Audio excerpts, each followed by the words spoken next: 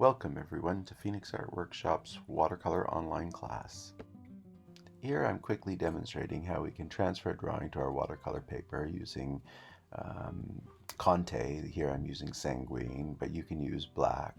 You can use charcoal or a soft graphite. Make a stencil of the tracing paper, turn it over, and redraw your pencil lines, transferring that Conte to the watercolor paper.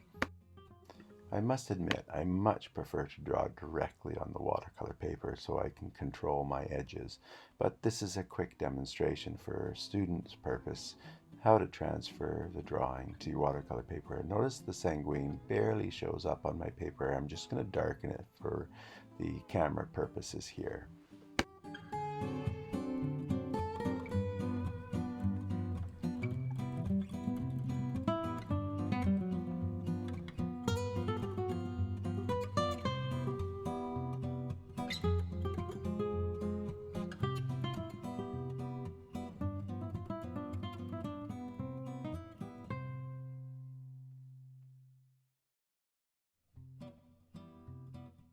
With a very weak, watery wash of alizarin crimson and French ultramarine, I'll just quickly drop in some shadow areas and blend the edges out so we don't end up with any hard edges. Keep in mind I want to keep the watercolor very soft and light to give that transparent feel to the white flower.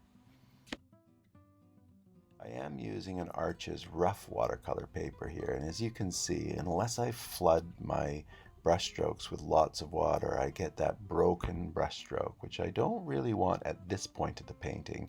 What I'm looking for is just this soft, subtle change of light.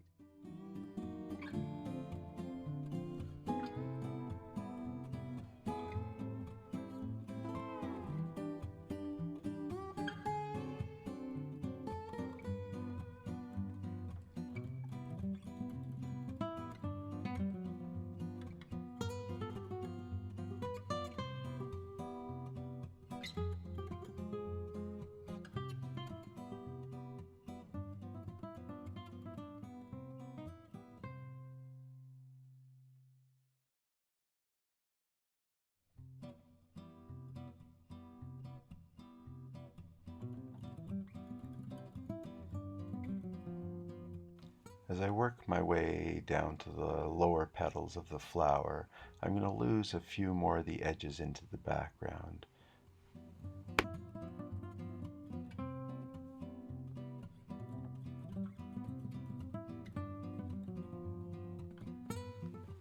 Things are looking a little tight, so I need to add a little wetness to this painting. With a few flicks of my finger and droplets of water, I can really add some spontaneity to this painting.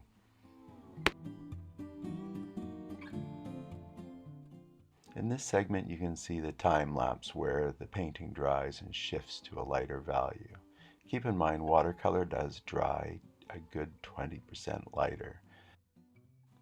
I wish I put this yellow in while it was still wet, but never mind. I get distracted by the filming, and I can still drop this in provided I keep the edges nice and soft and let it bleed out into the petals of the flower here.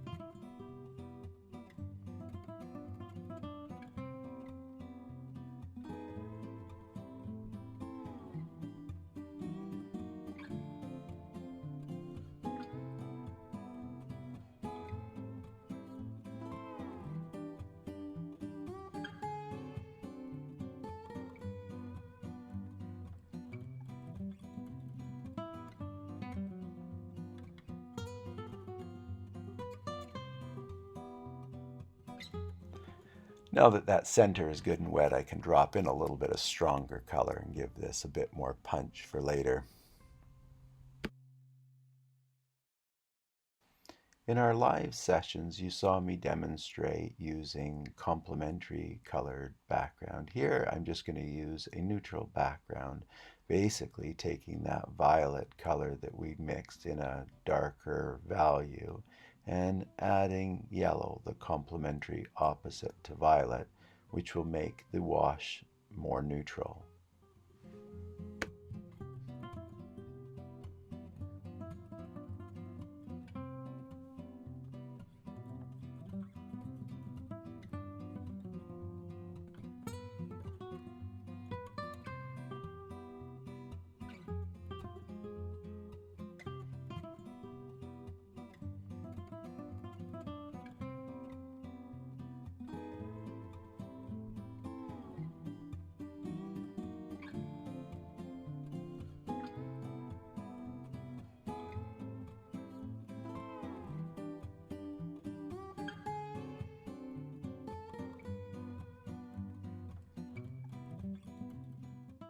As I work my way around the flower, painting the negative shapes, I want to be certain that I don't only create hard edges. Finding areas where we can integrate the foreground and the background is critically important to allow our eye to move back into space. I also make sure that I change the wash in the background's color, using more French ultramarine in some areas and more alizarin in others, making things a bit more neutral in other areas by adding a touch more yellow.